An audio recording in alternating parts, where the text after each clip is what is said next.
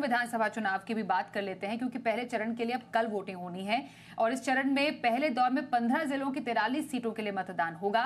इसके साथ ही पहले चरण में उतरे सभी 683 उम्मीदवारों की किस्मत ईवीएम में कैद हो जाएगी। पहले दौर में सबसे ज्यादा 6 सीटें पूर्वी सिंहभूम जिले में हैं। इसके बाद पलामू, पश्चिमी सिंहभूम और रांची जिले की 5-5 विधानसभा सीटें हैं, जहां बुधवार को मतदान है। सबसे कम एक सीट कोडरमा और रामगढ़ जिले की है।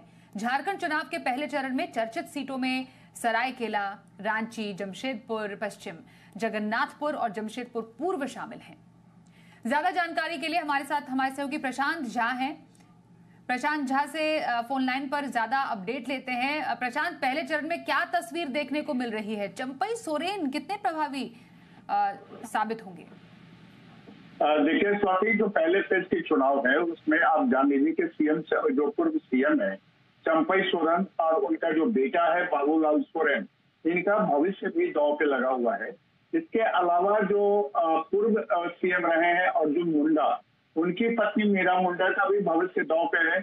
मधु कोड़ा की पत्नी भी गीता कोड़ा चुनाव लड़ रही है और रघुवर दास के बेटे की पत्नी पूर्णिमा साहू भी इस बार जमशेदपुर से चुनाव लड़ रही है।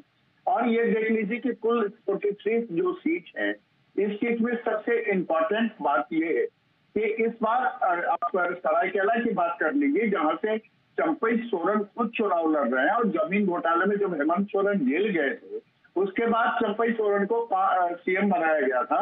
5 महीने के लिए चंपई सोरेन सीएम रहे। उसके बाद जैसे ही हेमंत सोरेन जेल से बाहर आए, उनको इस्तीफा देना पड़ा और उसके बाद उन्होंने सीधे बीजेपी ज्वाइन कर लिया था। और समझ लीजिए कि जो उनका पुराना 40 साल का जेएमएम का साथ रिलेशन था, उसको तोड़ करके वो बीजेपी में शामिल हो गए थे।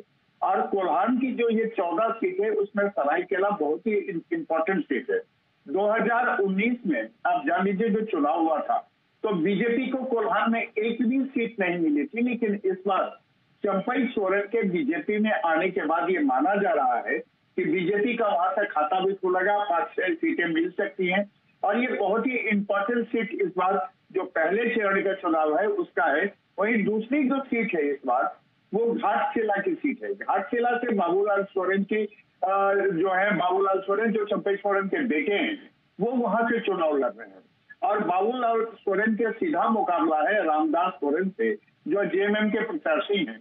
और इन दोनों के बीच कांटे का संघर्ष है। और इसी तरह जो कुल 43 सीटें उसके बारे में बात करें तो जगन्नाथपुर से गीता कोड़ा चुनाव लड़ रही है और उनका कांग्रेस के प्रत्याशी सोनाराम सिंकू के साथ मुकाबला है। और इस बार गीता कोड़ा के बीजेपी की कैंडिडेट हैं और ये माना जा रहा है कि गीता कोड़ा के फेवर में वहां के जो वोटर्स हैं वो इस बार खुलकर सामने आए हैं। वहीं मीरा मुंडा जो अर्जुन मुंडा की पत्नी है, उनका जो मुकाबला है वो कोटका सीट पर है। और संजीव सरदार जो जेएमएम के प्रत्याशी है उनसे उनका सीधा मुकाबला है।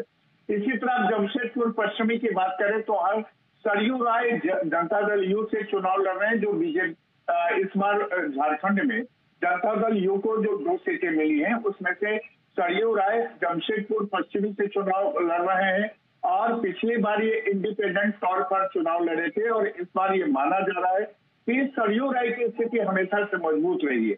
अब रांची की बात कर लीजिए तो रांची में इस बार महुआ माझी जेएमएम की कैंडिडेट है और राज्यसभा के सांसद रह चुकी हैं, महिला मोर्चा की अध्यक्ष हैं। और महुआ माझी के सामने आने के बाद इतना तो तय है कि वहां सीपीसी जो बीजेपी के कैंडिडेट हैं उनसे सीधा मुकाबला इनका है।